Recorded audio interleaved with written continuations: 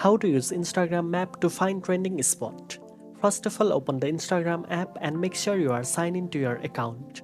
Then tap the message icon in the top right corner of the screen or from the middle of the bottom navigation bar to open your inbox.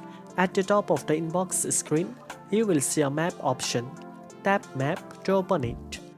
If Instagram asks for location permission, allow it so the app can show posts and stories shared from locations near you. Once the map opens, you will see markers representing posts and stories shared by other users. Trending spots are usually indicated by cluster of photos, showing locations that are popular among users. Move around the map to explore different areas and see which restaurant, cafes, landmark or hangouts are currently trending. Tap on any marker to view posts or stories from that spot.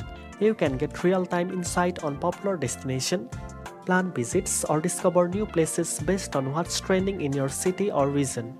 Remember, this feature is perfect for staying updated on trending location, finding local hotspot and exploring hidden gems recommended by Instagram users.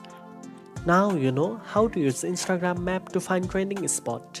If you found this video helpful, don't forget to like, share and subscribe for more social media tips. Thanks for watching and I'll see you in the next one.